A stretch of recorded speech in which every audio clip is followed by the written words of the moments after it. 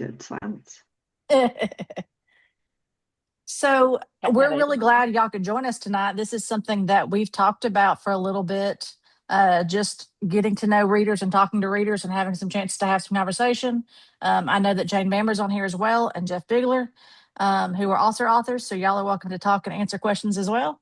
But we just wanted to talk about what's going on in our writing lives and share some things with y'all and answer any questions you have. MJ, do you have anything to add? Just I'm excited to be here, and I'm a huge fan of all the other authors in here, so I think it's great. You look like you got decorations up. It looks good, Amber. Yeah, Yeah. I just moved into a new place about a month ago, so it's the downstairs looks good. The upstairs is still a shambles. I still hope I never have to move ever again. I've talked At this about moving just out of for the sake of downsizing. Like that would be nice, but then you'd actually have to do that. Mhm. That's not possible. Not with my wife anyway. When we moved to our current house, I downsized a whole bunch of our books, and guess what? We have replaced those probably twice over. It just doesn't happen. We got rid of a bunch of my youngest kids' children's book, the baby books and things, and now we've replaced them just with much larger books. That's where we're headed. We've been reading our library. I have most of my parents' library and some of my grandfather's library, and of course our own library, which is so it's a library of many generations, and we've been trying to weed it out, and it's very hard. We have boxes, and then where to send them. Some of the libraries do have book sales, but you have to bring them in certain, bags and things, and we have boxes, so it's going to take a while to get them all out of the house. I have more bookcases than I have chairs. Now I'm mentally counting, wondering if that's the same. I'm pretty sure that's the same in my house too. I have a lot of bookshelves. Oh yeah, I don't think there's any question.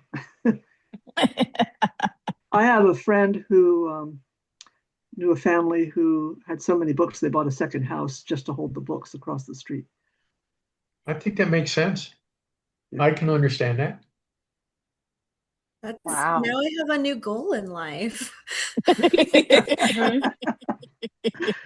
I've always wanted a library, but I've never Individual considered a whole chairs, house yes. for If you books. count couch spaces, no. For like the book to couch ratio. It depends. Are you counting individual spaces on the couches? Oh, just the No, I think couches. I still have more books. I think I still have more bookcases. I have two built-in bookshelves. I have one upstairs and one downstairs, and my upstairs ceilings are 9 foot tall. Ladder, sliding ladder. I would, except I have 4 children. You know what they would do. Play Beauty and the Beast. Yes, exactly. Well, And then go Thinking flying as a across the nerd. room. this is my computer room. It has 5 bookcases. Wow, All of them 6 to 8 feet. very nice. Yeah. And then I have a Kindle that has 1,400 books on it too, but that doesn't count, does it? Well, I I discovered my genuinely Kindle have no ran out idea of how many room books I have in my today. Kindle. I've never actually looked. I don't think I have either. It's a It's scary a wonderful number. invention, though, because I'd be up to here in books if I didn't have it. Oh, I am Yeah, up to here in books. I have 1,400 each. So I would have to go by that other house if I wanted that to be hard copy. What is it, 1,000 books that makes a legal library? Pretty sure I have more than 1,000 books. Oh, I'm yeah. at least halfway there. I think we've just between my parents and grandfather and I think we figured we had about 4,000 or 5,000. Very nice. We were able to sell some of them, but that we didn't particularly want. But it's still a lot left, and some of them you don't know what to do with. But it's good to have them. And some of them are hard to get rid of. I mean, even if you don't actually read them anymore because you read on your Kindle, I mean, I want to keep my books. That's right. Well, and there's memories attached to so many of them. Like I have a set that it took me forever to find that I read in high school that Mhm. I mean, I still pick it up and read it occasionally, but I'll never get rid of them because it's attached to Exactly. some good memories. I have a collection of Emily Loring, who wrote in the 40s and 50s. She wrote Oh yeah. Mhm. their romances with a little bit of mystery. I mean, they're all it's written in the 40s and 50s. I mean, they're pretty typical for that period, I think. But I haven't picked them up, and some of them are falling apart. But I'm not getting rid of them. Well, my I Georgette worked too Heyer hard to find collection, them. Yeah, I mean, my Georgette I've Heyer got all collection of her completely books. trashed. But Yeah, Emily Loring, some of hers are pretty awful, but some of them I think her sons wrote are actually not too bad. I didn't know her son wrote some of them. Yeah, Okay. yeah. The better ones, actually, I figured out. I have my mom's collection of the hardback Nancy Drews, and I will never get rid of those. Oh yeah, I those have a are good chunk of those in the Hardy Boy downstairs, the Hardy Boys. yeah, they're different from the different generations though. That's what's so sort of fun. When I I have was a Mhm. mix. Is it Nancy Drew who was written? That's a pseudonym, and it was actually written by a man, or is it Mhm. another book entirely? Is that her? Yeah, Bamber? actually, it's a bunch of them. The ones that don't survive anymore. It was a whole actually several people, both male and female, wrote the books as a collective very early on. Um, and they all wrote under Caroline Keene or let's see, even the Hardy Boys. Let's see, that's Frank. I forget. Anyway, um, but yeah, basically, it started out as a man on doing most of them, and there's several out there that I've collected over the years that are very early. The Motor Car Girls and the Motor Car Boys, where they one of them was driving a fast 25 miles an hour and Wow. killed a chicken. Um, Scooters go that fast down my street these I was days. just that's right. thinking that. I was like, and now the scooters go that fast. With 6-year-olds behind the wheel. Yeah. Yeah. Well, we Yep, lost a especially we're 9-year-old. rural, so Yeah. we get those little kids driving all over the place, and they do have to have an HOV license now in Utah, but driving those side by sides everywhere Oh, boy. without Yeah. an actual driver's license. We lost a 9-year-old here in Fairfax County, Virginia, who ran into the back of a car without a helmet. Oh, Mm. And so the police are out there. Please have your kids wear helmets if they're going to do this. yep. Yeah, in fact, in Yep. South Carolina, they just passed a law that now that just I think this week that if you can go more than 11 miles an hour or something, you have to have a helmet. Yeah, Where you're not enclosed in a vehicle. New Jersey just passed that with the e-bikes and stuff like that. Mhm. If it can go over 25 miles an hour, you have to be 15, have a license for it, and insurance. It's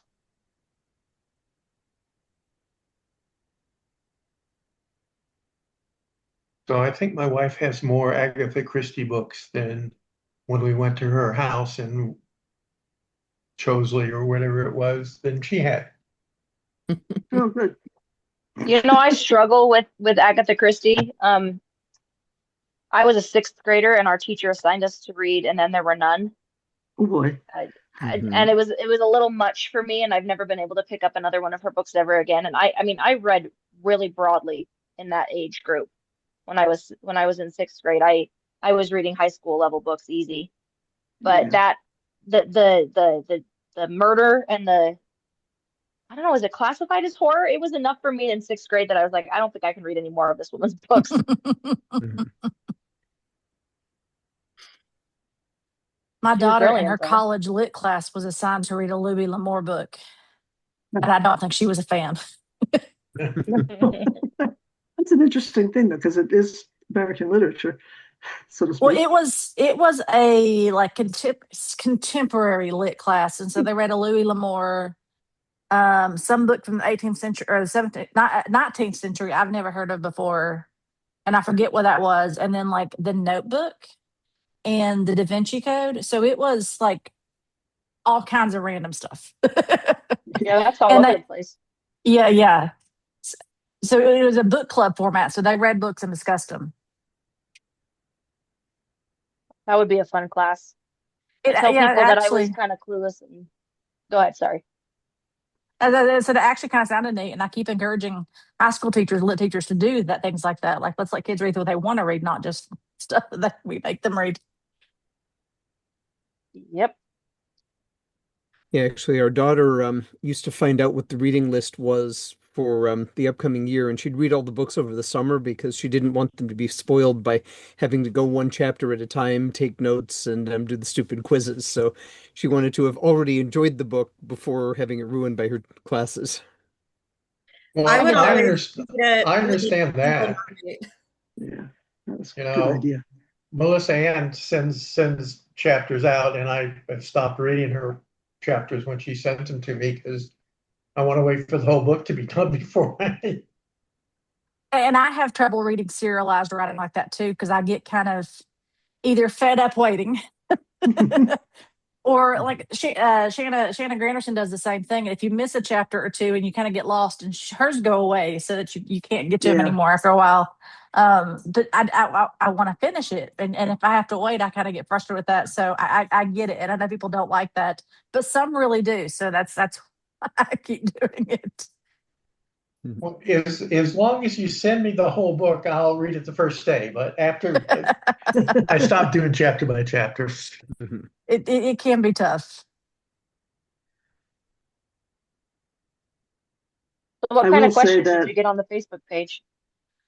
So one of them is from Megan, Yep. and she asked, "Do we have a favorite among our books?" And added in there, I know that's like asking a parent about a favorite child or a favorite scene. Yeah. And I think a lot of times my favorite is whatever I'm working on now because that's what I remember most. Every so often, people will ask questions in the Pride and Prejudice variations about a book, and someone will say that Melissa Ann wrote that. I'm like, really? Did I?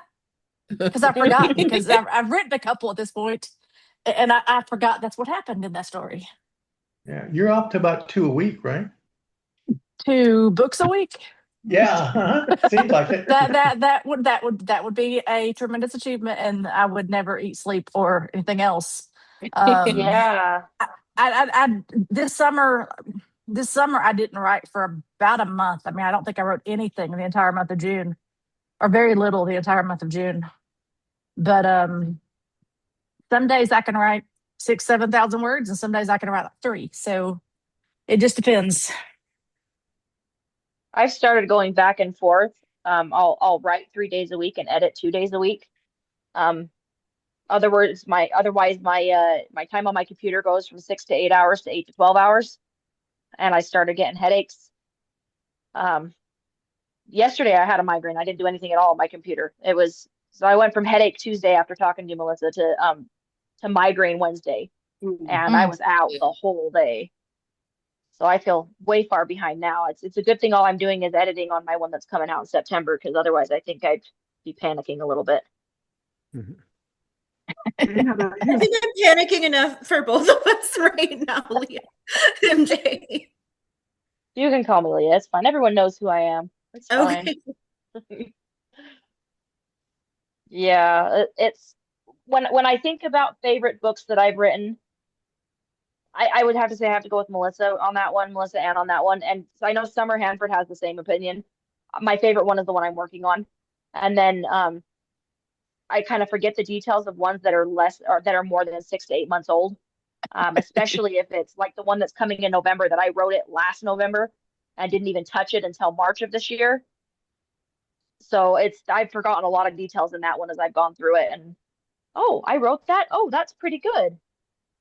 So Mine are more of like, I love an underdog. So if I have, and I have a few that just didn't get good traction, didn't get good reads for whatever reason. And so I just like, those are the ones I cheer for extra hard, because I know like I still work just as hard on those. And like my most recent flop was Clued Castle, which was based on the movie Clue. And there's so much unhinged That one. That was hilarious.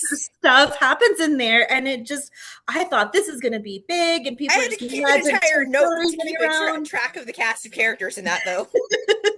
I had had to make like charts, and there was yarn on the wall at my house. So yeah. Well, I like most of your books, so I can't imagine that any of them have. Anything that has like Mansfield Park or Northanger Abbey characters, I don't think anyone loves them as much as me. I like the Part of it is there's crossovers. a lot of people in Mansfield Park Sure. that are kind of like, minus Fanny, like everybody else has at least a partially sus storyline in that. Like she's the only one that's genuinely good throughout the whole book. Everybody else is at least semi-sketchy for part of that story. So I think that's why it's harder to like some of the characters in Mansfield Park, in my opinion. That's You all don't the have to more like reason to retell those ones, is those are like the people that need the most like fixing. And that's definitely my least favorite Jane Austen story, and the one that I have read the fewest times. And I have enjoyed sticking. I know, Jane, you like to do mashups and where you bring more people in, but I have enjoyed sticking just to Elizabeth and Darcy for the most part and letting them be my focus. I haven't. I think I gave a nod to Sense and Sensibility. The three of them. What is the four of them? What are their names? Dashwoods. Dashwoods. Yeah. That just completely blanked on that for a second. I think I gave a nod to them in one of my stories. I can't remember which one, but that's just not something I've done yet. Maybe I will one day. Sense and Sensibility Oh, is my I second do favorite. remember that reference. I don't remember which book it's in, but I remember reading that. It's like, oh, hey, that's a Sense and Sensibility reference. Yeah. And I'll throw a couple of them in there, like references too. But Sense and Sensibility is my other favorite one, which is why What Ought to Have Been was actually originally supposed to be almost like First Wives Club, where I redeemed Lucy Steele. And then I did a poll on Facebook, and everyone was just like, no. Just so that got scrapped. So bad. Someday I'll do it and just expect people to hate it, because Lucy is such Awful. like the words that you want to use for her, it's manipulative and just vile. Not as bad as Mrs. Norris, but still, she's not a likable character. And how do you make somebody who in canon is so unlikable? How do you make them likable? It's got to be an off-canon story to do it. Blame Edward. Well, Edward's trying to get shafted. I've had a side project going for a while. I was telling Melissa Ann about it Tuesday, where it pairs Eleanor with Mr. Palmer, and that Mrs. Palmer dies in childbirth. And I think I'm going to start posting it chapter by chapter. Don't hate me. Sorry. I'm going to start posting it on my... please no. Yeah, I'm going to start... See, the trick is like, I want to be able to post it, engage people's reactions, and then decide if I'm going to drop it as a paperback and an ebook or not, which I probably will. But, historically speaking, our genre prefers Darcy and Lizzie, So that's why it's a side project. I've had it on my Plot Bunny list for like 3 years now, and it's very slowly getting played with. And my Plot Bunny list is so long.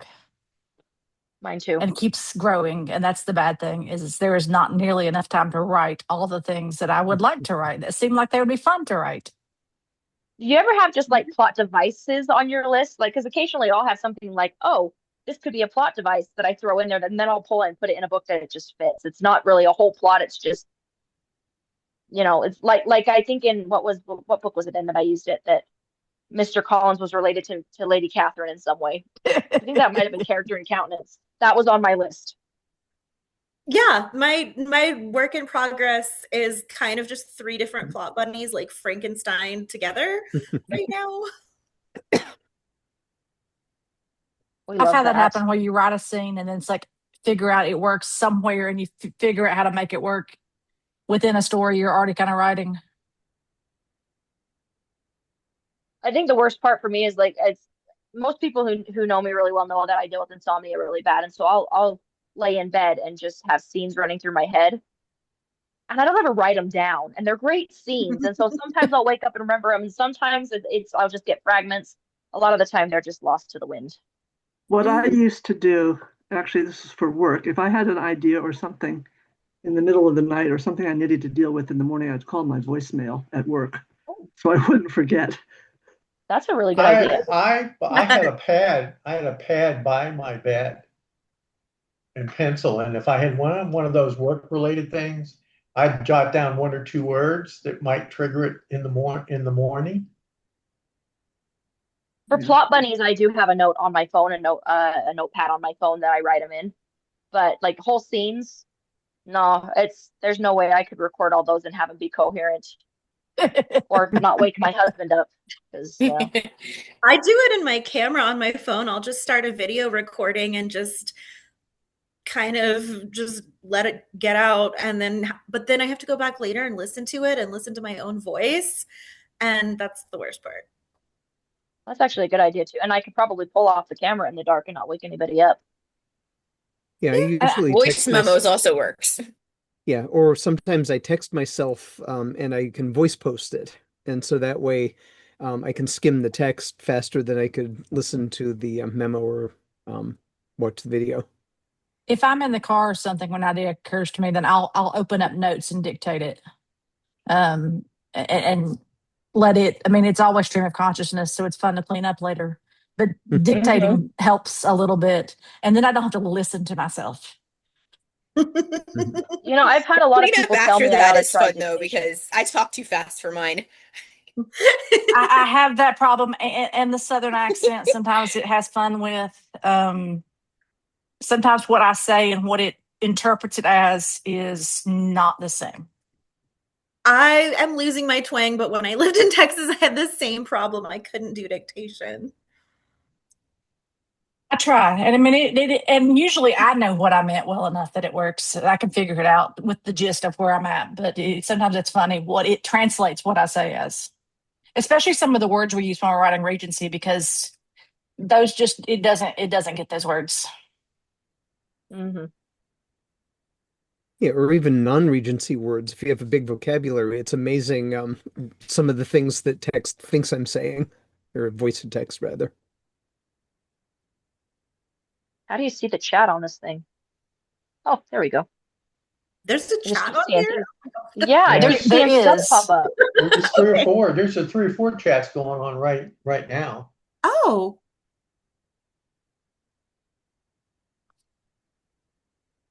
So Jeff, your question was about plotting, plotters versus pantsers. It And wasn't, I wasn't thinking just that, but it's sort of beyond that. Okay, now you've got maybe a framework or an idea where you're going with something. It's more kind of the process of how you connect the dots, fill in all the pieces, stuff like that. And yeah, go ahead. well, I think MJ, we've had this conversation before at some point, but sometimes I do plan a little bit, but a lot of times it's the characters taking me where they want to go, because I can make plans, and then as things happen, the story shifts just because it's. So I know some people who actually outline their books and go the whole way of doing that, but that's never been my style of writing. Some of that may be because my background was, I mean, I was a newspaper reporter before I became an English teacher. That's a switch for you. And so I would that's what we did, is we would all be talking until 3 o'clock in the afternoon, and our deadline was 4. Then we turn around at 3 o'clock and start actually writing. And so that procrastination is a thing. So that's I mean, I just write whatever comes to me. And if I plot something, it usually never works that way. I kind of am a 50-50 person. I usually start with a general outline and then I get mugged along the way. I usually know where I want it to go. Like today, I was playing around a little bit today with a plot, and I'm like, I just realized that the outline that I was looking at, I'm gonna need like 2 chapters in between this, or does that make sense? Like there's so many times that I'll have an idea for a certain character, and I'll be writing, and that character decides they don't want to cooperate, and so then the outline's messed up because I had them doing something later on. Um, so I usually start with an outline and end pantsing. Mhm. Yeah, the hardest part for me, which I'm hoping either of you has some thoughts about, is like I'll write the beginning, middle, and end usually, or things in different parts of it, but then connecting them to each other is always hard. Oh no, See, and I I'm a go very straight through. linear. Yeah, I'm a Yes. linear writer. I mean, I know where I want to go, but as I'm writing the story, it's linear. And the closest I can compare it to is when I'm writing, it's like I'm reading. The words are Mhm. flowing in my brain as if I am reading them off a piece of paper.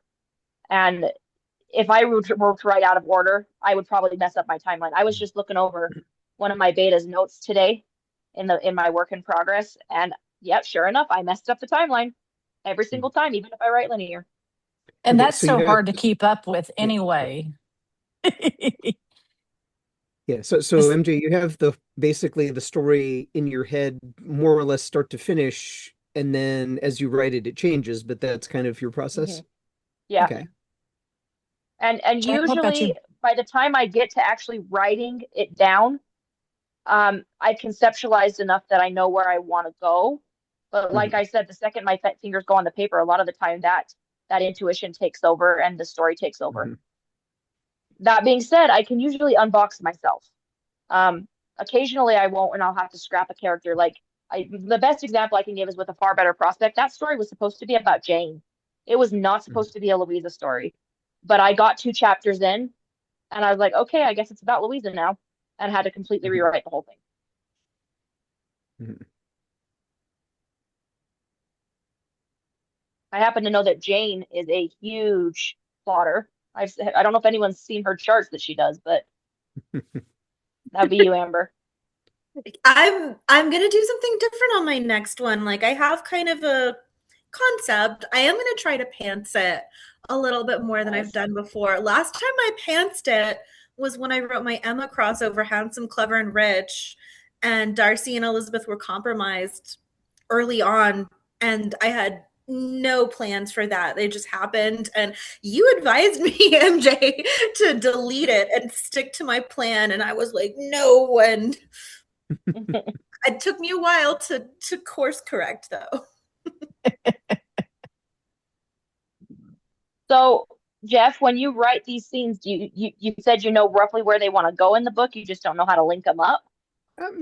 Yeah, it's kind of that I'll usually I'll start writing. I'll have an idea for the beginning of a story, but I have no clue where it's going. And so either or both of you said the characters kind of grab the story and go in some direction. And then I'll think about, okay, so how are we going to get them out of this? And then I'll generally figure out something about where it's going and how it's going to end, and then I'll often come up with some major plot point in the middle. But then the hard part for me is connecting the beginning to the middle to the end in some kind of coherent way. And so that's the part that I'd love to hear thoughts about if you have them. And Jane, Do you could you also work chime with in. a timeline? So a lot of the time, if I'm working with like Pride and Prejudice, I will pull up the canonical timeline Mhm. and use events like from there to connect certain parts of the story, which may be something you could do. Yeah, I do that. I have a timeline and I have dates on the calendar and I have a calendar of 1811 and 1812. So I get the days of the week right and everything like that. It's more when the story is drifting from things in canon and I have events that are completely different from canon. Because often my brain starts with canon and then it usually comes off the rails somewhere. Either the Netherfield Ball or between then and Hunsford or something like that. Somewhere it goes off the rails and just keeps going.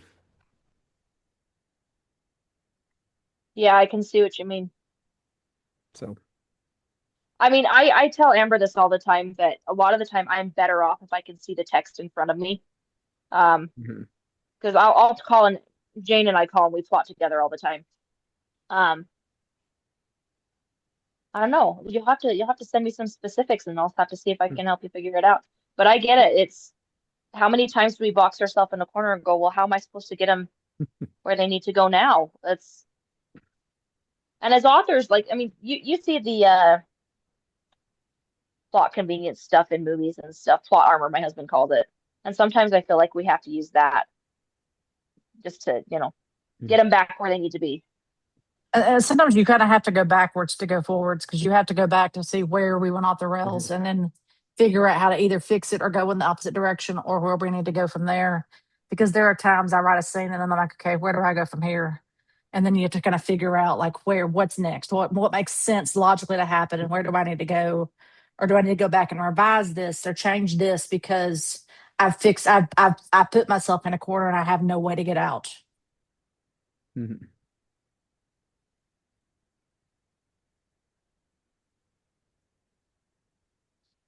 So we had one other question in on Facebook, and it was, what trope will you never write? I'm really, really hesitant to write books where Elizabeth is assaulted. Um, for a lot of personal reasons, from within my family. It's one of the subjects that I've kind of, stayed hands off with. I would Same. agree with that. That's something that I would not want to delve into too closely. And even when I deal with abuse, I tried really hard to keep, to try and Get get the off the emotions page. without going into detail. Yeah. Um, and obviously, like, I'm never going to write a story where Elizabeth and Darcy don't get together because in my mind, no, I know there are a couple out there, Mhm. um, That have and been well done too.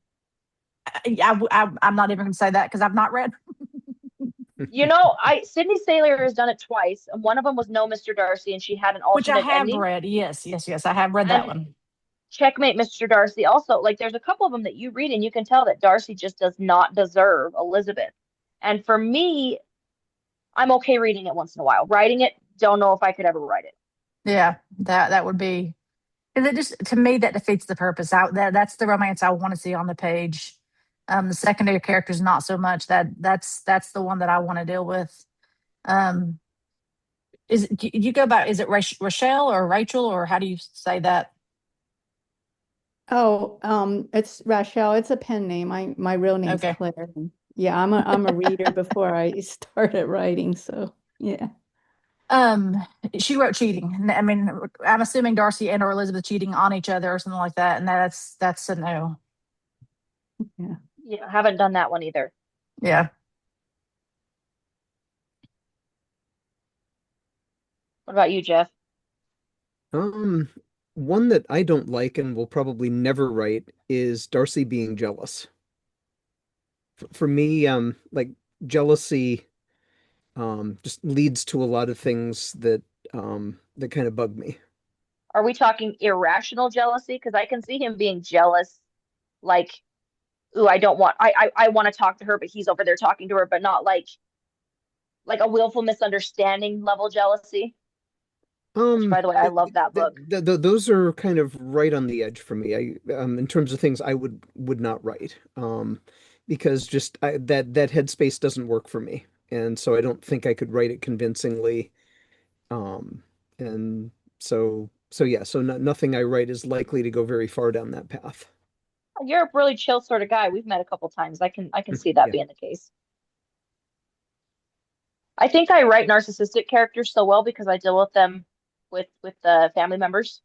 I've done a lot of research into that to try and cope with certain family members. Um, I so I might can be see late. why. I joined late, but do you guys like Wickham or you don't like Wickham as a plot point? I'm just curious. Because some Both. people don't like Wickham at all, and other people use Wickham all the time. I'm kind of sick of him. He's become a background character in a lot of my books, or I either redeem him or I completely leave him off page. Get just Mhm. like I want to say was it in A Debt to Be Paid that I just kicked him off the page early on because I didn't want to deal with him. Because some of the other writers were talking about does Wickham, if he's there, should get punished more than just let off the hook type of thing, sort of. He's a hard character to write. I think sometimes to make him too much of a focus. There are stories that have been well done where he is a good character, or becomes good, or really does change and make an effort to do something different. I mean, modern sensibilities, any 28, 27-year-old man who goes and prays after a 15, 16-year-old Yeah. girl, there's not a whole lot we want to say about redeeming him. Um, So I don't know that I've ever made him good, and he's been he's been a big and a small character in different of several of my stories. So it just depends on where the story's going sometimes. Yeah, I If would you say have not, go ahead, go ahead. Jeff. Sorry. Oh, I was just gonna say, I would say most of the time stories need a villain of some sort, and the convenient ones in Pride and Prejudice, we have Wickham, of course, Lady Catherine, and Caroline Bingley. And so Mhm. usually stories will choose one of those to be the villain, and If not all three. if not more than one, yes. And different authors will make them more or less bad. Sometimes one of them might be good and another one is worse. Sometimes you get really unhinged Wickhams, really unhinged Lady Catherines or Carolines. And I Mr. mean, they're all Collins. fun in their own way. Yeah, Yeah. Oh, that's Mr. right. I forgot Mr. Oh yeah, I've seen Collins a few is of those. also often a good villain. I have liked bringing in original characters for villains lately. Mhm, Um, just because like we do get tired of Wickham. I will mhm, say though, if you have not read More Than He Seems by Summer Hanford and Renata McMahon, you need to pick up that book.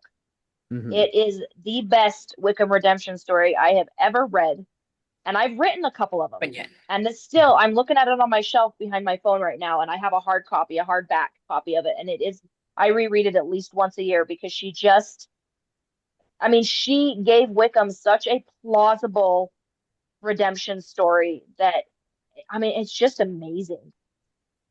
And it Mhm. gives him depth.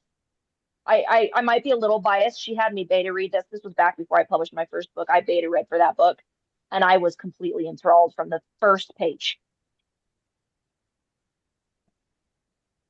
That's kind of my thoughts on Maria Grace's oh, what is the second one? It's the second one in the her Queen of Rosings Park one where Lydia gets redeemed. It's so well written in my opinion because like normally Lydia irritates the crap out of me and that one she actually like develops a character and talent and genuinely grows throughout the book. Yeah. Lydia's a really fun one. My work in progress right now has Lydia featured in it. The one that is with my editors right now, and she's a lot of fun to write because she lacks the propriety, so you don't have to control her speech as much, which is hilarious. I had so much fun writing her being sassy at Caroline. It was hilarious. Michelle had a question, and she says, "Do you write the villains in your life into your books?" I will say yes, I have. Um, I have. I'm not going to name names at this point. You guys wouldn't know any of them anyway. But my husband is very, very well aware that Damien Fines from A Debt to Be Paid uh, is based off of someone we both know. And I actually had to change the name for fear that they would be like, wait a minute. So I'll name I, names. I had a terrible boss, and I used his first name as a last name of a character in one of my early books who was just a smug, sexist douche named Mr. Mitchell. Absolutely inspired by somebody who drove me to quit my job and write full time.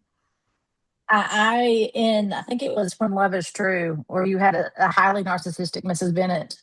I put, and that's what I mean. That's what she was, and that was because I was dealing with a family member, and I'll leave it at that, who drives me up the wall because they're highly narcissistic, and I was having to be with them a lot when I was writing that book, and so Mrs. Bennett took on a lot of her traits.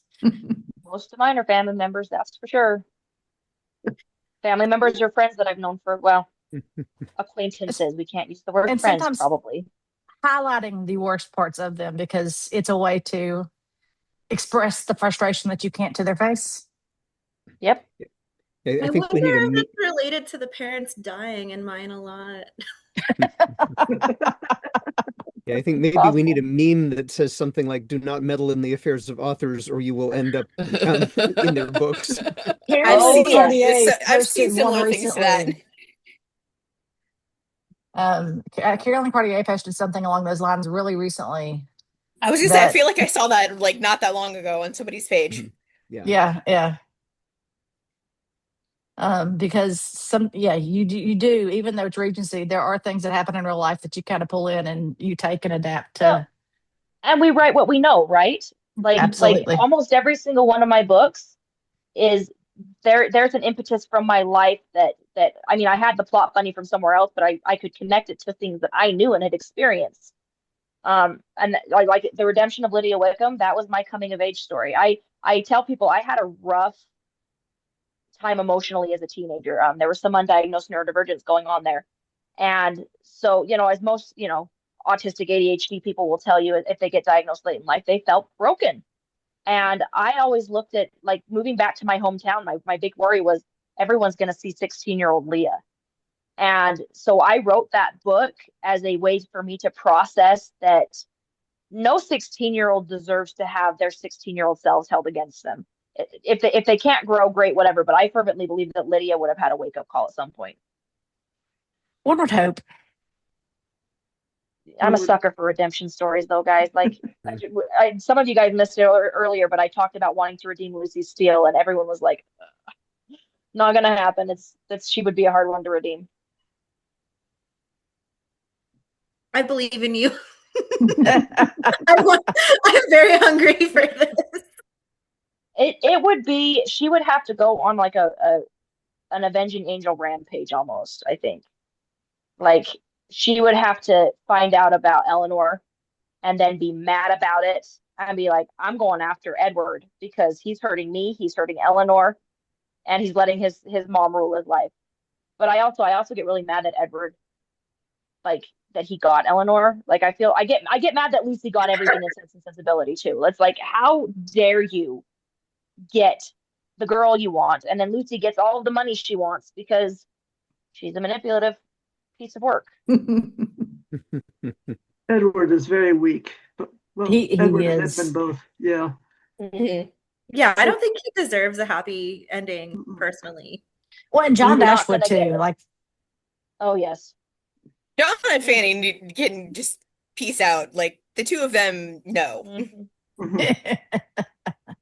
So do you guys like to put mysteries in? Because I know, okay, so MJ, I am not done when you had a book where Elizabeth was not a Bennet and she was mysteriously there some home invasion or something. I haven't Shadows finished of the it. Past.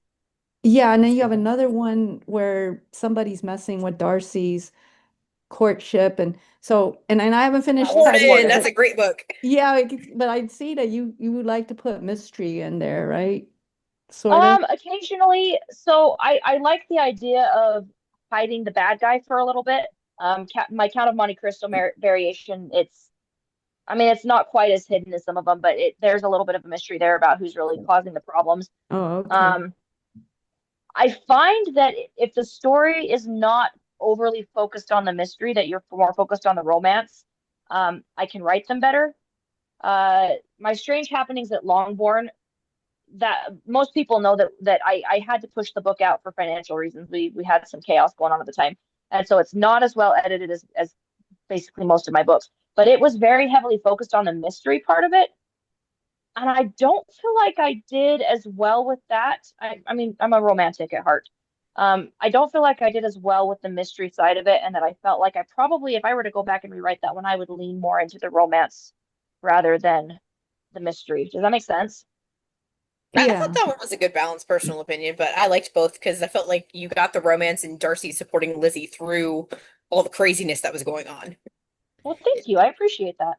I like having a thread of mystery because I don't, I mean, I'm speaking as a reader. I don't like just knowing what's going to happen because I know what happened in Pride and Prejudice, you know? Right.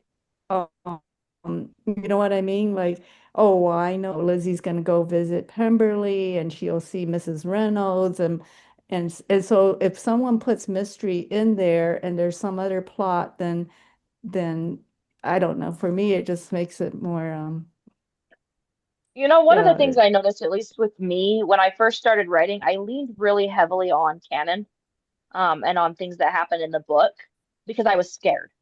You notice most of my first books are all secondary characters because for a while I'm like, there's no way I can do Darcy and Lizzie justice. I didn't even touch them like as the main characters until no less than any other. Because even in When Given Good Principles, which is one of I think that's my third book, they kind of take a back seat to Wickham's redemption story in that one. Where was I going with this? My ADHD just took over people. The point was is that it took some time for me to be brave enough to even mess with Darcy and Lizzie. And so now I feel like I have several books where you can kind of tell I'm experimenting with different writing styles and different patterns and trying to find what I like with my own writing. I still don't know where I was going with this, guys. I am so sorry. This is my No, train of thought literally just jumped to it's three okay. spaces. It's okay. I think what you're trying to say is that canon doesn't always matter in a Right. way. That's what I'm trying to say because we were talking about, it being predictable and stuff. Yeah. So some of my favorite books are you still get canon characteristics, but you're not getting canon events. Does that make sense?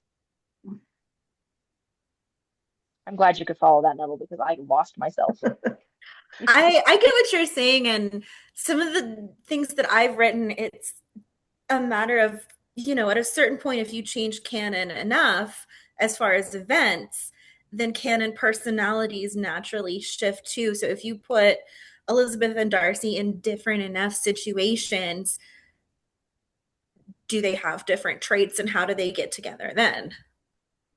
Absolutely, and that's what's fun about the exploring kind of what ifs. What if this element changed? What if this happened in the past, or this thing was different? What if Georgiana had never gone to Ramsgate? If Darcy had not been so frustrated and annoyed or whatever, would he have been a little bit more personable? Maybe not a lot at the assembly. Just it's so much fun to explore just tiny, like, what if this tiny thing had changed, and where did that take the story? Yeah, that's pretty much how my brain works as well as I'll start with the story more or less as in canon, and there's some point at which it begins to deviate, and then once it deviates, it goes off in a completely different direction. And I do like the what if stories because if I want canon, I'll read the book. Um,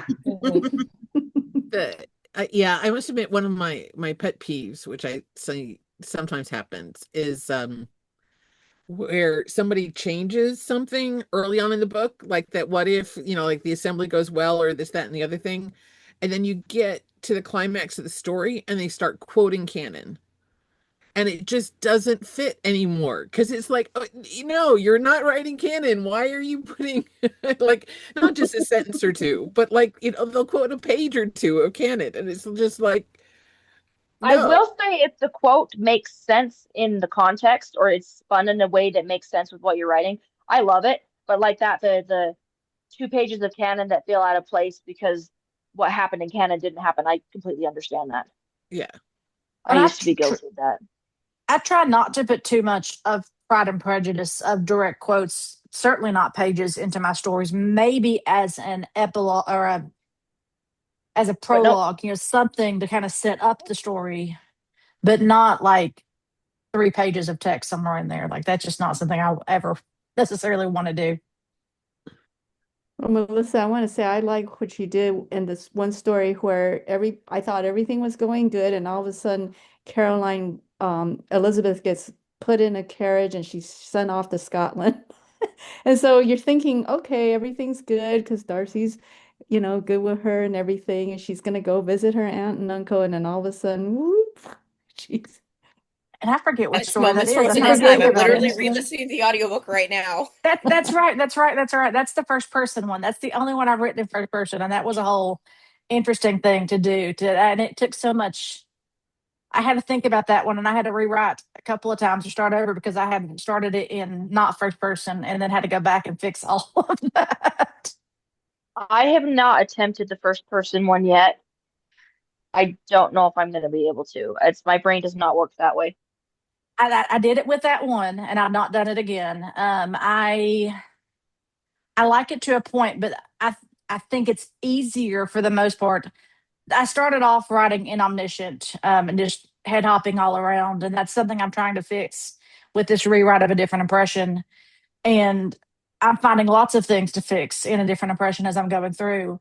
Um, but I'm liking writing in third person limited, where I'm writing just from the point of view of one character at a time. So it's only what that one character sees and does and feels. I think that I do that. Um, sorry, I'm switching my headset here. But yeah, Can you guys hear me? I just switched. I can't tell if it's Yep. on. Yes, Mhm. yes, I can hear you. Okay, perfect. I write the third person omniscience in third close point of view. Like I try very hard to only have one character's point of view in whatever section I'm writing. Mm-hmm. I want to say it was Summer who pointed out to me because she helped me with my first couple of books that I was a head hopper, and it took me a while to figure out how to stop that. Yes, yes. Granted, I don't necessarily mind head hopping. I've read books where the head hopping does not feel jarring, just like I've read first person books that don't feel jarring. Because sometimes when I read first person, it just feels so. I don't want to use jarring again, but it just feels off kilter. Does that make sense? What I really don't like is first person present. Yes. Oh, yeah, no. Yeah, I've not found Oh, that. I did that when I was just writing contemporary romance. That was what I was writing. I've never But not seen a in Pride and draft. Prejudice that way, but No, that I've no. read a couple books that way, and that's tough. hmm I really liked The Winter of Our Discontent with Grace Oh, Gibson. yeah. Mhm. That was really good. I wish there was about 7 more chapters though with Dorothy and Lizzie actually having their good relationship. But still, it was first person, and I loved it. It's one of the only It first was person. so good, Yeah. but at the same time, I Mhm. spent 2/3 of that book wanting to slap Darcy upside the head. Oh, well, yeah. Oh yeah. That's the Oh, I point. had to quit when he wanted to shoot himself in the head. I was like, oh, God, I can't read this anymore. I think there was one Yes. part where I was like, oh, I can't read this anymore. It The it one was where he it wanted was to kill angsty. himself, right? So I was like, oh, and in It was first person. yeah, like angst is one of those things that I feel like is so subjective in our genre that like I would consider that book for me medium angst, but it sounds like some people consider that one high angst. Like A Willful No, Misunderstanding, 100% high angst for me. Whenever I pick up one of Amy's books, if I know it's going to have angst, I have to have one block of time to read it. It doesn't like I will binge read the whole book because I can't put it down and let the angst bother me. Yeah, sometimes I'm in a mood for high angst, and especially if I'm rereading, it's not as bad. But Right? yeah, but medium and Lucy Maron's first book, which was Being Becoming Mrs. Mrs. Darcy. Darcy. Yeah, that one That makes me cry every time. I yeah. love that book. If the angst has a path and you can see that things are continuing to develop, but they're just angsty about it, I'm cool with that. That's to me is good angst. But if it reads like they're on a treadmill and they keep like having the same feelings back and forth over and over and over again, that gets old very quickly for me. Yeah. I've had And I get, conversations with other authors about like one thing that annoys me in the book where the angst is because they need to have a conversation and they don't. Like, and they're Oh yeah, just constantly lock like him in a room already. 3/4 of the book is if y'all would just talk to each other, it would yeah, resolve the issues. Mhm. That I get. yeah, especially when Lizzie refuses to stop being resentful for no reason. Yeah, there's I can't think of what it is, but there's a couple like that, and I'm like, just stop. Yep. So I was talking with someone about the difference between drama and angst the other day. Um, Basically what the conversation boiled down to is the angst is what we just talked about, but drama is like when it's Darcy and Lizzie against the world and you have outside forces causing the drama. So like Julie Cooper's new book, their team up to help Lizzie's little brother, and the outside is the chaos is from the outside. How do you guys feel about higher drama books? Well, I love a good drama yeah, book. I like him. Yeah, Darcy and Lizzie against the world. That's a common Melissa Ann trope. yeah. Is One of my favorite, like that I feel like is the more world drama is Abigail Reynolds' Deceit and Concealment, because it's such a great alternative universe of oh France took yes. over England. I do Oh not have yeah, that one hard That was copy so yet, and good. I that need was it. That's wonderful. one of my all-time favorites. Yeah. Abigail said at one point that it didn't go over very well when I Which asked her is about it. Yeah. nuts because it's literally I reread that one at least once a year too. It's so good. I mean, from a history standpoint, because I'm a huge history buff, it completely nails what could have happened. Mhm. Definitely a what if situation. Yeah. So I want to ask Jayne something because I've heard of your name way even before I even knew about Jeff. And so, I mean, are you one of the original Jeff writers? Oh no, not by any means. Because I somehow have heard of you, and so can you recommend a book? I mean, what are you into? High end, slow, drama? Mine are more comedic. Oh, comedic. So Okay. yeah, they're more of rom-coms. I do have some angsty ones. If you want an angstier one of mine, I would recommend Just Between Us, Okay. where Darcy and Lizzie are kept apart by different circumstances for a couple of Ugh. years. But most of my books are really just goofy, and Oh, I did okay. I one. think I'll enjoy those. Yeah, yeah. My most recent one was a mashup inspired by The Importance of Being Earnest, and it's just so silly and fun. Okay. Okay. I'll go look it up. I will say the first book of hers I read was rather interesting. It was called A Sister's Curse, Oh, and it was pretty angsty. Oh, I forget about that one. oh, That was Sister's Curse. Yeah. Okay. yeah, yeah, that was like six That or 7 was years ago. Jayne, you the have a first book Groundhog I Day one read, too, don't you? Madness in Meriton. I I helped with couldn't. that one. I couldn't remember the name of that one, but yeah, that was one I enjoyed. The Thank first book you. I ever read is one of the very so I was the first time it was Your Happier and Friends. It was her first book ever. And it's one of the only books I recall during that time of my life pre-ordering because I had Kindle Unlimited and I was teaching and we were just dead broke because my husband was still in school. And it was the first Bad Jane book I ever picked up. And how do we met on I think I Facebook? like That Bad we Jane met. books. Happier and Her Friends is a really great Bad Jane book. There's Mhm. two Okay. two in the series at the moment. But anyway, I don't even remember how we connected, whether I found Amber on Facebook or Jane on Facebook or what. But I ended up that's when I began beta reading for her. And so before I ever started, I mean I was writing my first at that point, but I hadn't published it. But before I ever started publishing, I was reading for like Jane Bamber and Summer Hanford and I think I read a few for Alex James at that point. But that Bad Jane book I still just sit and mull over that sometimes What's because the it was title? my happier in her friends than her relations, Okay. and Yep. it's a two-part book Yep. or a two-part series, and she has a third one planned, so maybe someday we'll get that book. But Someday we'll right get now that she's book. Well, I want the third one. I had a mystery in mind, and what I found out when I wrote Clued Castle is mysteries are really hard to write because you plan out like the murder and then you have to have them like think they've gotten away with it, but they've left like some clues for it to be figured out. So until I get better at writing murder mystery, that one is going to be on the furthest back burner. Oh, I've written mysteries before. I'm a pantser. I never even know what's going to happen. And so every time I think it's going to be this person, and then I plant some clues and off they go to another person. And so that's how I never plan mysteries. So I wrote these Darcy dressage books that are kind of romantic mysteries. And I'm sure I'm not anywhere close to any canon or approved, whatever. It's just I'm just saying that's how I do mysteries because I can't plan. I know what you're saying. Yeah. Yeah. Yeah, I So feel if like you I have trick yourself into thinking this is the person, then you'll end up tricking the reader too, because you keep changing your mind. okay. That might Yeah. be a better approach for me.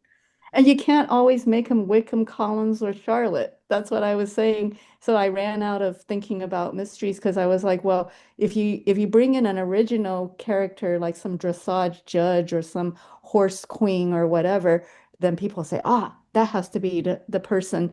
But because it's kind of a game you play with your readers where you're like, okay, if it's Wickham, Charlotte, or Collins, that happens all the time, but then you have to vary it. and Well, that's why Charlotte's I a love little, OG characters at this point. That's Right. it's I love bringing in original characters because then you don't have the regular fallbacks. Exactly. I like Melissa. You brought in Mrs. Bingley in that book, the first person book.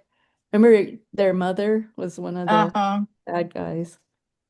And I've written a few books where Mrs. Bingley is at least talked about. I don't know that I've read a lot where she's alive. I'm trying to think about She could be a that. good villain. But you kind of, I mean, Carolyn had to learn all her snottiness from Villainy. somewhere.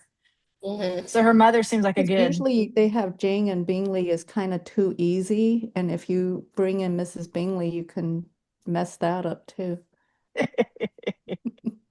And Bingley's another one who's fun to make bad because Well, he's just so kind of wishy-washy and I mean in some ways just kind of Mhm. useless. That it's really easy to make him into a less good character. Same thing with Mr. Bennet. I mean, it's no secret that he's not my favorite. He's kind of an indolent father, and he makes fun of his kids to them, He's an to their abuser. and wives to their faces. So I mean, he's pretty easy to make into an awful character as well.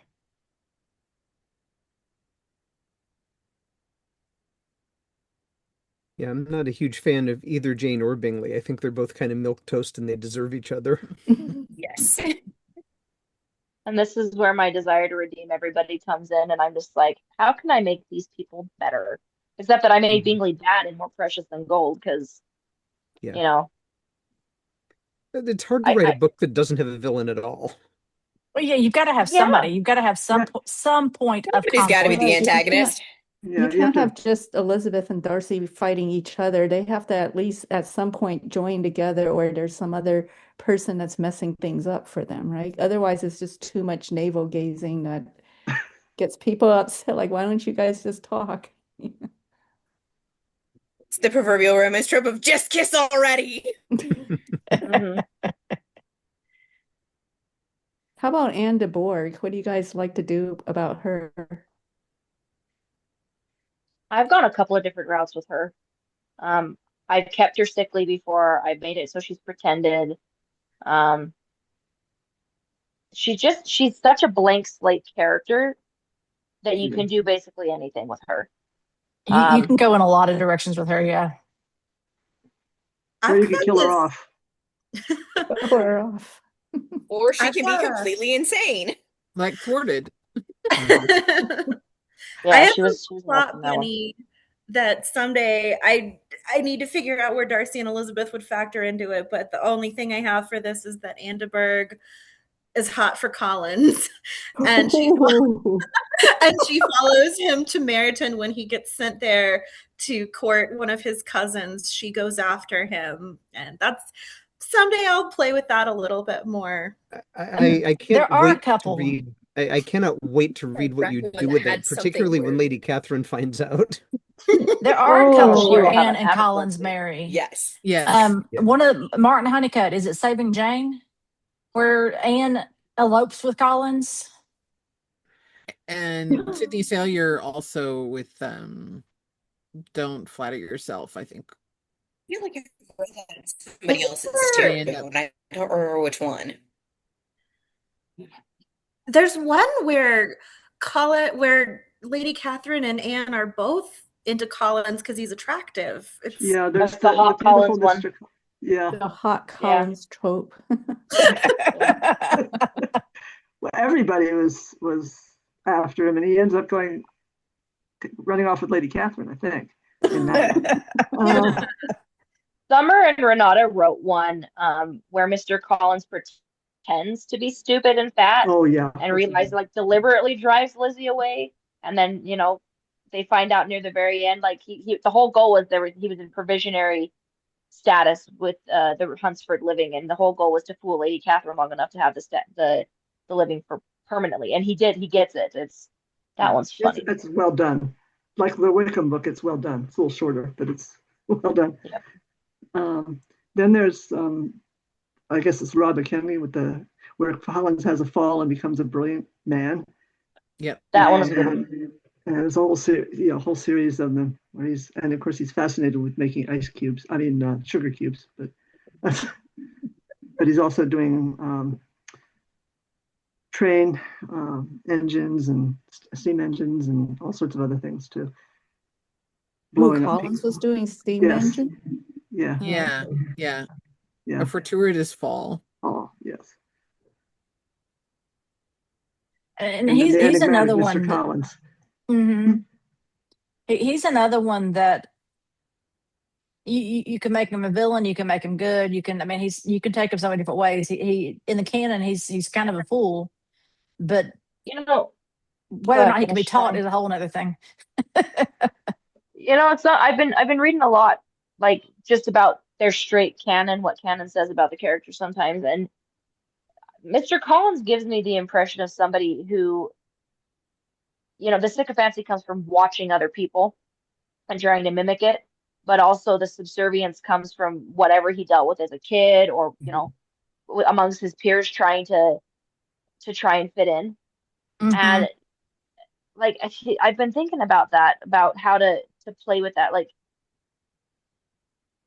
in a story, because I do think that Charlotte would eventually have such a good influence on him that I think he would eventually improve. But a lot of that stuff can be, super hard drilled into you when you're a kid. Mm.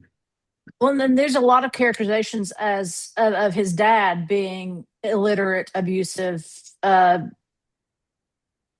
creating Collins as he is. I mean, I think I think there's a lot of stories where you have that kind of storyline, and so that I think the more that's written, the more we kind of take that as it's real.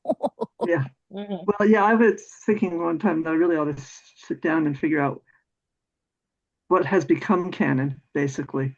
And a lot of things have, like Yeah, Carolyn, Caroline wearing Orange. purple, orange, orange, burnt orange. burnt orange, and Richard's name, and Oh, the whole um, Matlock thing is yeah, is and the not name in the Matlock, yeah, yeah. and And some um, of that, it just Or becomes easier just to leave it that. And I mean, I wrote Richard as Jonathan in one story, and I had to search and replace Richard because I had inadvertently called him that, even though that wasn't what I had named him in the story. And so at this point, it's just easier to go with Richard because that's what's in my head. well, Mary's Also, another the one that Shannon and readers will Shannon come get and say murdered. something and they act like you're wrong, you know. Yes. People will get upset if he's not Richard. There are people who will deduct stars and things if you don't name people the way they think they ought to be. Or which is any silly. number of crazy things that they'll deduct stars for. Leah, you Yep. were mentioning Mary. So Mary's another one that gets lost between Shannon and canon a lot. And when Mhm. I wrote my Mary Quite Contrary book, I found an article by Bethany Delman, I think, that talked about Shannon Mary versus canon Mary. And I've seen a lot of backlash about the what is that, Mary, the other Bennett sister Oh, the movie. I haven't sister. watched it. Yeah, And I there's so read the many people book that are a like, while ago. yeah, it's there's so many people that are like, well, that's not how Mary intended, how Jane Austen intended Mary. But Mary's another one of those that, other than like a brief description of her being pious and a little bit of self-righteous, we don't have a lot on her. And one of the beauties of our genre is being able to look at Jane Austen's work and find new meaning in it. My aunt was an English teacher, the same aunt that got me into Jane Austen years ago, and we were discussing being the other Bennett sister, and about how angry people are about well, that's just not Mary. That's just not the Mary that Jane Austen wrote. And I think Jane Austen left her books ambiguous on purpose. Mm. There's a lot of stuff left open to interpretation in there.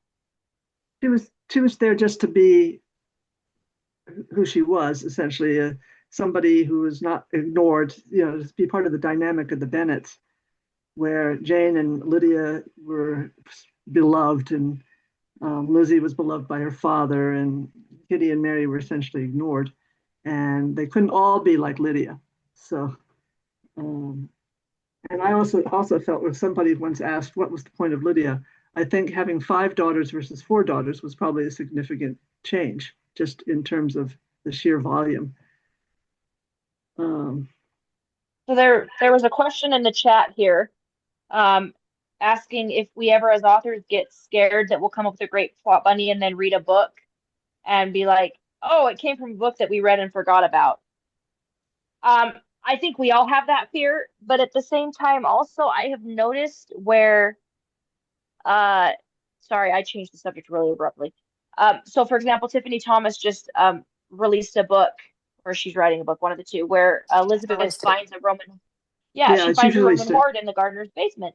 And she was reading More Precious Than Gold, and she texted me and she's like, I swear I did not steal this plot bunny for you. And I was just from you. And I was just laughing because there's so many different tropes. We all pick up a trope and we do with it what we want. And somehow it comes out original. You know, there are similar Yeah, themes and they're all stuff like different. Melissa. Yeah, Melissa Ann released an Nota Bennett one right around the time I did No Particular Importance. And they were so different. Um, yes, am I scared that I'm going to inadvertently copy someone? Yeah, but I also feel like I don't know that I could ever exactly copy someone. Does that make sense? Well, and we had this conversation the other day about there are only so many tropes. There are only so many ideas. There's only so many things. But there are things that, because of our writing styles, because of our experiences, we're going to approach them differently. And so, even if we're writing a similar story, and I know we've had that conversation with different people before, like I start writing this, and then all of a sudden somebody else is writing about it too. And I'm not, I try not, my personality is not to stress too much about much of anything, but I try not to stress too much about that. Am I influenced by what I read? Absolutely. But sometimes I read something like, ooh, that's a neat idea. Now, how can I do it different? Like, how can I take this one facet of a story that I've read and then tweak it and make it my own? And I think that's going to happen all the time by nature of whether it's a Jaff book or something else entirely. I think that's just going to happen. There's going to be overlap in that trope, in that broad idea, but then what we do individually as authors is going to be very different. I think it's kind of funny that we're worrying about this while at the same time we're doing exactly this to Pride and Prejudice. Yeah, but it's not under copyright. Well, true. True. No, but it does seem that there's goes through times where a lot of authors are coming out with the same type of trope all at the same time. And then it kind of like moves on to something else. And there's no coordination, I promise you. Right. There really isn't. The secret No, I sauce know there. that. I know, I absolutely know that you guys don't all get together and decide like all the readers are going to read about this right now. You're just not in the right. You're just not in the right Facebook discussion groups where they talk about. So, well, what's the trope of the month? Right. Well, that's because I've been staying away from Facebook, so I don't know. Yeah, I haven't been in the groups at all either. I've been working off of my plot bunny list, which I swear every time I pull a plot bunny off, two more appear on it. But yeah, it is absolutely baffling to me that I'll release a book and then, or somebody else will release a book and I'm like, oh my heck, I'm working on that one right now. It's my next release, and I'll pick it up and read it, but I won't read it until after I finish what I'm doing, because I don't want to muddy the waters at all. And it's like, oh, this is nothing like what I was planning. We're good. Right, but it's funny in that like you guys, the authors will all kind of like write something along the same veins, but they're all so very different. So, I mean, you all take like what your own writing and your own thoughts and like make it a completely different thing. So it is fun, like as a reader to read, like I'll go through and like read like one type of book over and over again just to see how somebody else does it. I mean, the two of your books that I thought were the most similar that came out recently were Character and Countenance and the Bennett Heir. And I actually, like, Jeff and I will read to each other. And so I'd read both of them, but we'd like to vary the trope that we're reading. And so I had to, sort of put space in between those. Like often your books will read, as soon as they come out. But I'm trying to remember if I've read the Bennett Heir or not. It's the one where Elizabeth has a brother, an older brother. I don't know if I've read that one, but did you know, I'm going to tell you a little tidbit here, and Amber will know this because this was back before I started publishing. The initial story plot bunny for that actually had Elizabeth and Mary being people of color. That was 3 or 4 generations removed. And Mary had throwback genes, so she had distinctly black features, which is why Mrs. Bennett called her ugly all the time. And I chose to scrap that idea. I still have the initial idea in a file on my computer, But that's where that initial plot funding came from. But like Melissa, I don't think I've read that one. I don't think I've read the Bennett heir yet. Okay, that's on my list for this weekend, I guess. It was good. Yeah, like I'm sure it's good. All of Melissa's books are good, but all the ones I've read anyway, because clearly I haven't read this one. But I'm racking my brain trying to figure out how I missed it. Probably because my biggest struggle right now is I tell people writing does the same thing for dopamine for me that reading does. And so I'm filling the need with my writing, which means I'm not going to books as often. Also, there's a heck of a lot of people putting out books now, a lot more than Yes. there used to be, and I'm having trouble keeping up with new authors, including you, Rochelle, and people I've I never just heard wanna of. say And something for MJ about the half person of color. So I think in Jane Austen's life there was a Lord Mansfield who I think adopted a West Indian. I think her name was Belle or Dido? I know, yeah. So Dido in Bell. so Dido Bell. So in real life, there is somebody who was of mixed race who was brought up in the same household as another well, yeah. person. So it's totally plausible to have that in a When plot. I initially came up with that plot, the time period there was in the Jane Austen fan fiction world, there was a huge outcry um, between some authors and readers about something that had happened with people of color, and I think that was one of the reasons why I initially just the idea got put away even after I started publishing, because we do have to be careful not to step on people's toes, and where I am distinctly a white person, I worried that I would not do it justice even if I researched the heck out of it. Um, Someday maybe I'll pick it up again because there is historical backing for it, but probably not today or even next month. Well, you have I got plenty my of others daughter's. to read on, I guess. But of course, we Oh do yes. have the character in Sanditon, not the one in the TV series, but even the one in the original fragment, um, who is a mulatto. And it's so, and there's other thing, another research out there, as you authors certainly know, about um, African Americans in Regency England and things like that. And there's another, it's a Mary book, and I can't remember who wrote it because I read it a long time ago, where she goes to visit somebody who has Black servants, essentially, who they treat as part of the family. And then they run into the prejudice elsewhere. And I read it long enough ago, and I'm not one of these people that keeps a list of books that I've read. So I don't remember it at this point. Does it ring any bells to anybody? I know I've read it, I but thought I can't tell Melanie you. Rachel had a book that had the one where Lizzie got kidnapped by these bad guys, and I thought one of the servants were the footmen or somebody who rescued her was Oh black. well, yeah. There's the whole Anders family. Yeah, Melanie yeah. Rachel. Yeah. yeah.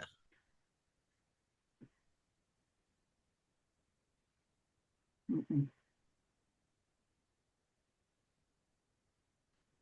And Melanie Schertz has one where Bennett marries someone who is half black, half white. Her father, mother was black. That I read actually pretty recently. And so, of course, you have Collins and Lady Catherine because it's Melanie Schertz, so everybody dies anyway. But uh, Collins and Lady Catherine both are a little bit nuts because um, with the second wife, Lizzie and Jane have a Fanny Bennett as their mother, but then with the second wife, he has kids, and they don't feel like they should inherit because they're partially black, and it's a whole big thing. It would be nice if it was a son. So you have the Mrs. Bennet's are the girls, and then Mr. Bennett remarries Yeah, a he does. black He does. woman, Yeah, in and the it's a story there boy. are two. With the second marriage, they're like two boys or two or Right. three. So they are legally supposed to inherit the Yeah, entail. But Collins and Lady Catherine both have a problem with that. But Collins doesn't get to have a problem because if they're Mr. Bennett's legit sons. But okay, they're gonna make He will they're have a gonna problem make because since trouble. they're black, he probably doesn't think they should inherit, and he Right. should. There's a self-interest there involved. Oh yeah, yeah, yeah. Yeah, and that could explore how things are done because legally those two, where the first one does inherit, but how does he apply social pressure or try to get them into trouble or try to claim they're Well, not it's Melanie, legitimate? so he tries to kill them off. I mean, Oh, okay. Okay, so he's really but bad. I yeah, will admit I'm a huge fan of Mr. Collins not inheriting. Oh yeah, well, aren't we all? Unless he's a good Mr. Collins, yes, I don't mind a um, good Mr. Collins like inheriting, Sidney but Salyer's Master of Longbourn. yeah. That And was a good one. there's several where he does inherit, and then he runs it into the ground, and then Darcy or somebody comes in and buys it There's when that too. he's Yeah. made it not non-profitable, unprofitable. Well, yeah, because he was following Mrs. Lady Catherine's advice Usually, Also, he's yes, buying yes, too much and not stuff. listening to anybody else. yes. But And don't there's you a think lot Lady where Catherine would Lady have Catherine dropped is. him? I mean, the whole point was Lady Catherine has him as a sycophant, and once he inherits Longbourn, he doesn't need to be her rector or parson anymore, right? Doesn't matter. He still worships the ground she walks on. Okay. And if you cast Lady Catherine as a narcissistic personality type, even if she's not a narcissist, even she needs her ego fluffed, and he's a source. He's gonna fluff the ego. He's gonna write to her for advice, and she's gonna be able to do what she does best and tell him what to do. Because So she even likes at to a be of distance, use, you know. even And at she a would have been distance, she has efficient. control. Even if she hadn't been trained for it. Yeah. If I'd been taught, I would have known how to do this. Yep. I'd love to move through the She's a fun world with one. that confidence. I would like to move Yeah. through the world with that confidence and have something to back it up. I prefer not to be Lady Catherine. That part is important too, yeah. That is Yes. an important distinction, yes.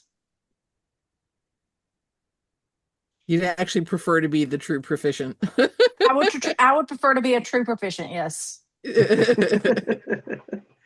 Had I but learned.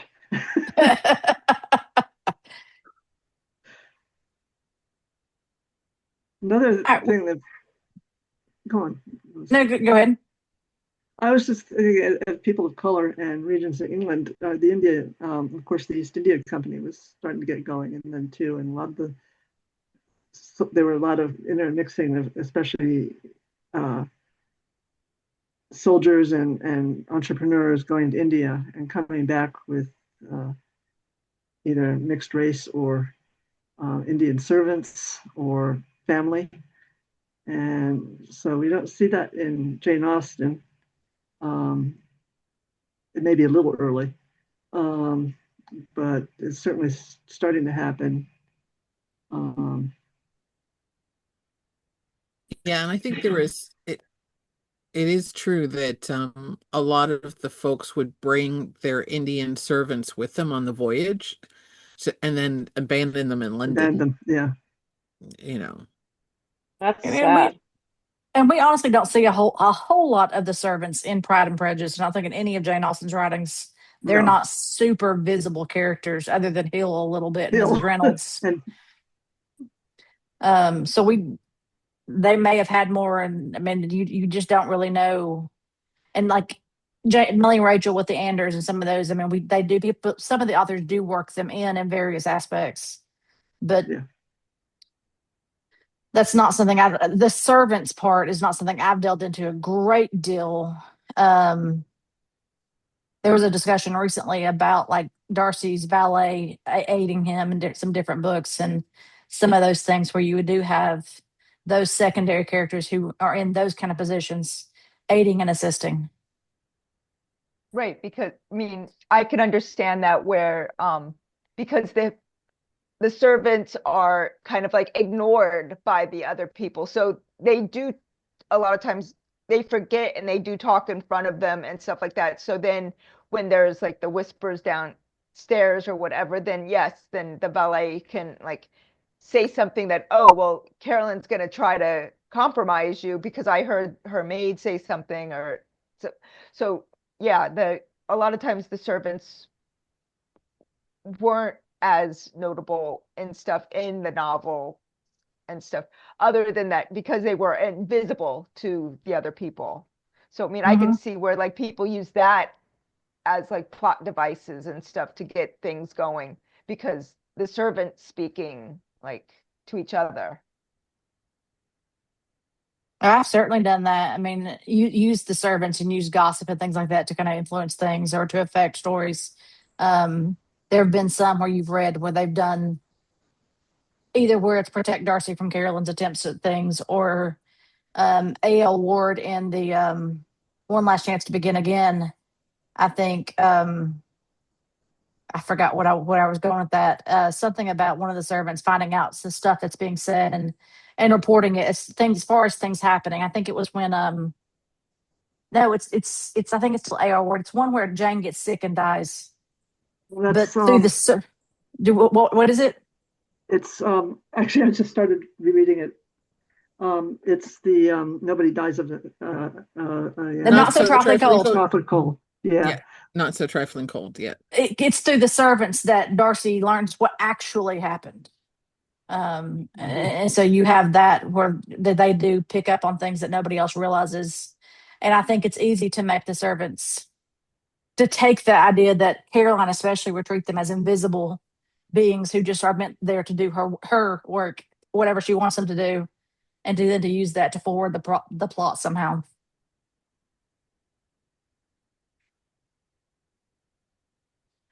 We have, according to my little clock, my timer, we have about a minute and a half left. We can definitely go past time, but it is 10 o'clock for me, and I assume it's 10 o'clock for several of y'all as well. And it's getting kind of late. I don't have to go to work tomorrow, thankfully, but some of you may have to. MJ, do you want to talk any about upcoming or things that you're working on, or? Sure. My book that is with the editors right now is called What Change Entails. There's not a huge blurb on Facebook or on Amazon right now. And I kind of referenced it a little bit earlier.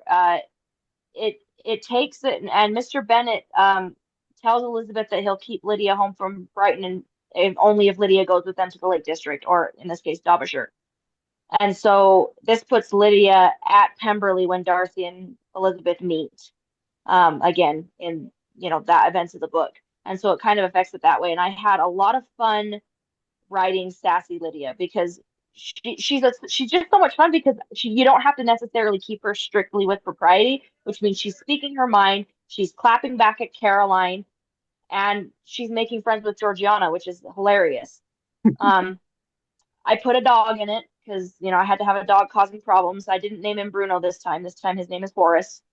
And he's a great big shaggy. He's supposed to be modeled off an Irish Wolfhound, which the breed wasn't actually an actual breed during that time, from what I could find with research. Maybe I'm wrong, but that's kind of what he's modeled off of.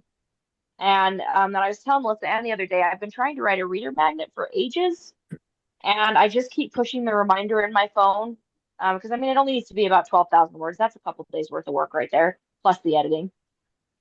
And I just keep pushing it off. And the whole idea about it is it came from my kids building a tent in our living room. We have this one blanket at our house, which is, it's like a 10-foot by 10-foot fuzzy blanket. And it was purchased specifically to build blanket forts. And I got thinking one day, I wonder if Darcy's parents if he would have ever built a blanket fort. Because I can see the Bennett sisters doing it. And I can see, so this reader magnet would be set after marriage. And Elizabeth would essentially be showing Darcy how to have fun a little bit and building a blanket fort with him. So I haven't written it yet, unfortunately. I have a reminder set to go off next week again. We'll see if it gets done. Yeah. What about you, Melissa? What are you working on? Well, I just sent out to newsletter subscribers and Substack subscribers a free story. It's about 12,000 words, kind of like what you were talking about, just as far as intended to be kind of a short reader magnet. And so I sent that out. Have been really thrilled that about 600 people have downloaded it so far, which is awesome. But it's going to be for sale on Amazon August 8th. And it's just, like I said, it's just a short story. It's an alternative universe. Elizabeth meets Darcy at Pemberley a couple years before canon. He's kind of a mess because he's been doing whatever he's been doing. And so she thinks he's a gardener and starts talking to him, and they're having a conversation. George Darcy is alive, and so he sort of he hears the conversation in the garden and start trying to put the two together a little bit. So there's a little bit of matchmaking. George Darcy. It's very short. It has, I guess, potential to one day eventually become more, but I don't know that I will. We'll see. It was fine the way it was, actually. I had somebody ask me if I was going to continue. I'm like, I wasn't planning on it. I thought it ended well enough for where it was, especially since my intention was to make it about a 6,000 word story and ended up being around 12 something. I have a hard time being brief. And then I've if you follow me on Substack, I've been posting chapters of A Different Impression as I've been rewriting it. And it is, I'm in the middle, and I'm kind of getting hung up on trying to fix some of the timeline issues and things like that I wasn't aware were issues when I first wrote it, because this was the second book I ever wrote back in 2023, and I'm trying to fix it, trying to change it. It wasn't a terrible book, I don't think, in the first place, but I've definitely learned a lot since then. And so I'm trying to improve it and figure out how it's going to all work as far as when I do re-release. Because I'm not entirely sure how that works with Amazon. I've never done this before, so I'm figuring it out as I go. And one of the hard parts is that in a lot of cases, if you just update the book that's there, then Kindle Unlimited readers never get to see the new book. Yeah. I was just gonna say, you can just because I've done it twice, my Hidden Under Her Heart and then the Hidden Under Her Heart Renewed. You have to just mark it as, I mean, if you a new edition. change it significantly enough, then you could re-release it, and then you just say renewed, or something in the subtitle, and then in the blurb you say that you originally wrote, because I updated that book was written in 2012 and all the technology was all different, and I cleaned up stuff that people didn't like, so the words, it has to be like it's not a new edition because you changed so much of it, right? And so they don't get on your case if but you can do that. You could just republish it as reimagined or renewed or something like that. Yeah. A lot of Kaylee's done that a couple of times with The Banished Uncle and things like that. She's done the extended editions. Yeah, I just changed it a bit. Yeah.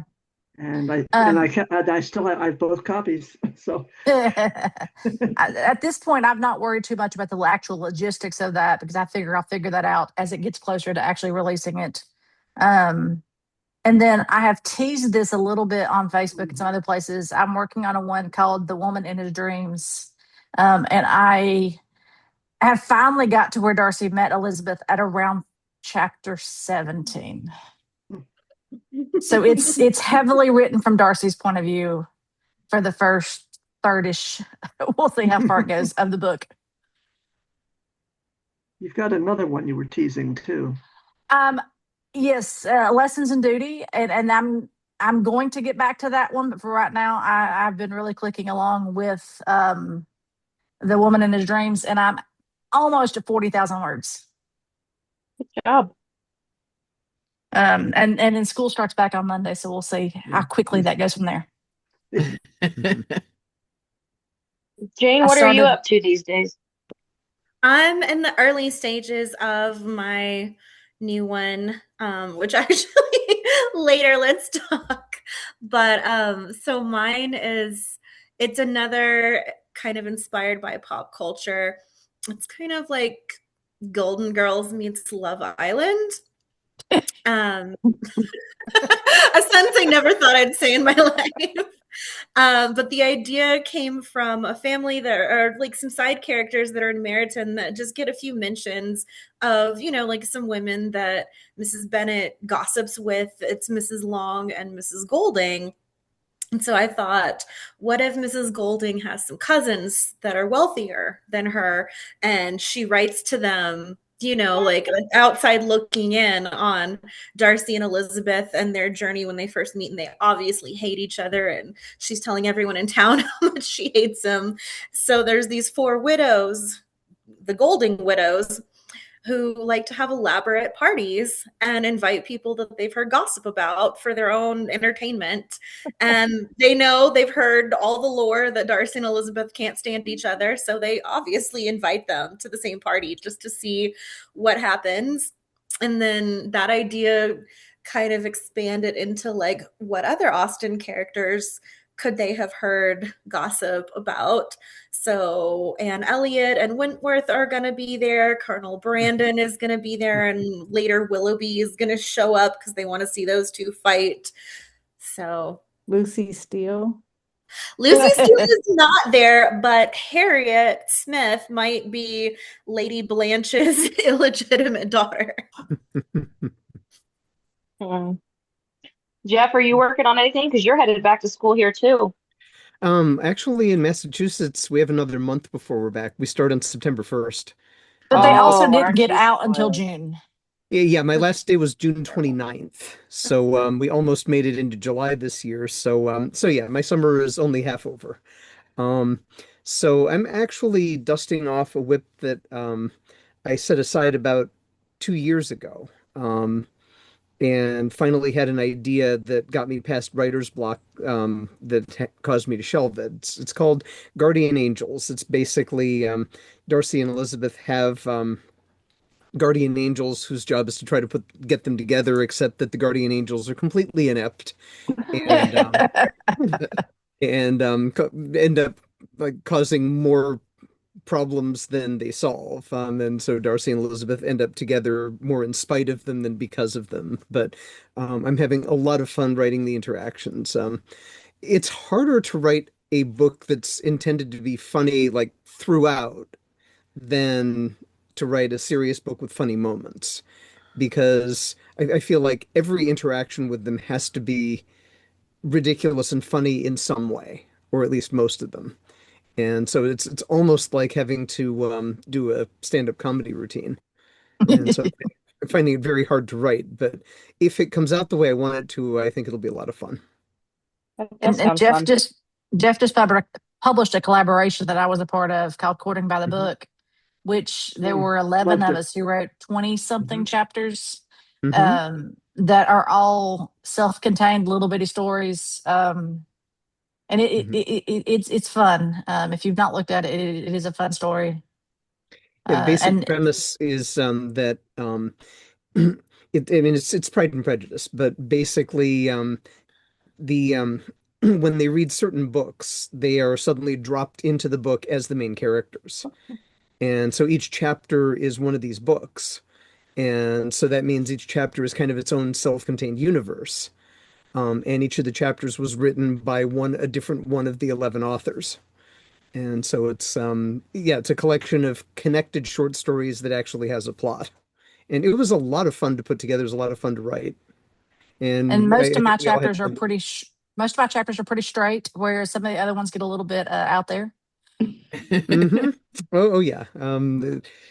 Basically, since the whole thing was originally my idea, a lot of people looked to me for more leadership than I was actually prepared to give. But I more or less said, take it and do whatever you want with it. Basically, if you kill off Darcy or Elizabeth, it's okay because they'll be back in the next one. You just can't kill them both Okay. because somebody has to read the book.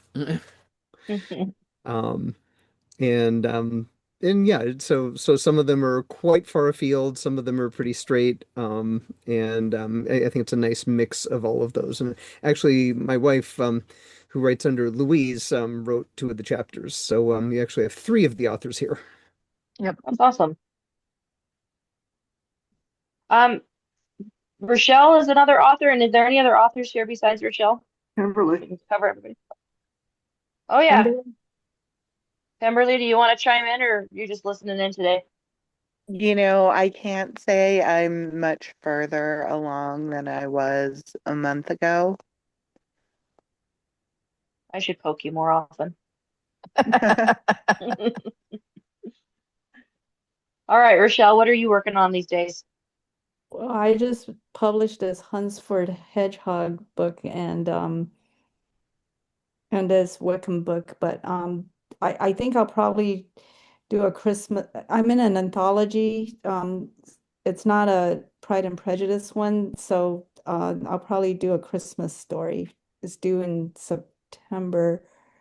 And I'm a little bit unsure about doing it, but because Elizabeth, basically Elizabeth has suffered a bunch of miscarriages, and I know that's a downer, and she doesn't want to have Lydia or any of her sisters with all their kids at Pemberley. So this is like after she's married, and some of my friends are like, don't do it. And but she finds this stray boy that was in one of those traveling shows, and then as she takes care of him, she kind of because she is pregnant and then she's very worried about it, right? So and somehow in taking care of him, she kind of gets through that. And so it's a little bit of a downer story, and I'm not really sure of it, but I had a book called Christmas Stray that was basically had that plot line, and then I wanted to just kind of, so I don't know. It's because I like funny stories, like this Hunsford Hedgehog. Basically, Darcy proposed, she rejects him, he gets on his horse to go away, and she's chasing a hedgehog, and the horse shies, he falls off, breaks his collarbone, and then he's stuck. So, but I don't want to hijack your meeting or anything because I just wanted to meet you guys. So, Oh, you're not hijacking at all. This was a way to get everybody together and just have a good discussion because I mean I'm home most of the time. My husband works from home. We don't leave home a lot, so this is my interaction for the day. oh, okay. Yeah, I'm just glad to meet you guys. Yeah, this is great. Yeah, because I didn't get into Jeff until like 2024. I was contemporary romance from 2012. So I've been publishing since 2012. So I've been reading in Jap for a really long time, but only been publishing since 2022, I think. I forget because we were building a house in 2021, but we moved into the house in 2022, so I kind of muddle things up a little bit.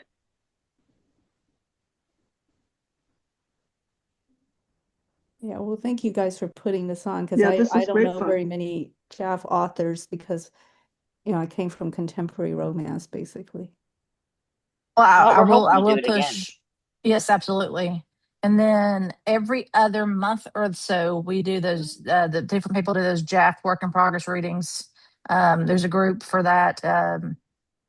Yeah, Summer Hanford and Don Jacobson and Stephanie Dale. Vardos are Yeah. all people who kind of lead that. So always look for those because they're always fun to contribute. We do about an hour of reading several people's. They read out loud their works in progress, and then there's about an hour afterwards of just discussion, and it's always fun. And we yeah, the go into next breakout one, rooms. yeah. Yeah, the email just came out. The next one will be Hmm. on September 26th. I And so really you should sign do up better and you about get going to emails. those. Yeah, There's a Facebook group that's called that. And yeah. they're always Um, at noon Eastern time, 9 a.m. Pacific. Pacific time. That's where Dawn is. And so And that's when Stephanie, they usually are. Yep. And Stephanie's Pacific time, yeah, because she's in Portland, Yeah, Portland. Washington. I forget where she's at. Portland, Oregon. Portland. Okay. Oh, okay. I'm in San Diego, so I'm Pacific time. Yeah. So Oh, excellent. I was just down there. My sister lives in Del Mar. Oh, okay. I'm in Rancho Santa Fe, so I'm right north of Del Mar. Okay, excellent. It's, oh, I don't want to brag. It's just It nice. is beautiful out there. And I came back and we had like 2 inches of rain and like the whole Northeast got completely drowned. I was in North Carolina for about a month, so we went 4th of July at Kitty Hawk, and so it was really nice. I like North Carolina also. Yeah. Mhm. Okay. Well, thank you guys. Yeah, thank you. This was fun. yes. Thank Thank y'all you for very coming. much. Nice to meet you guys. Yes. And we will post this on Facebook so anyone who didn't come can watch. And it was Mhm. great to have y'all. And we'll try to schedule another one before for too long. All right. Yeah, Excellent. good to see Take you care. guys. Happy Thank you. writing. Thank you. Yeah. You too. See y'all later. Bye. Bye See bye. ya. Bye-bye. Bye. Bye.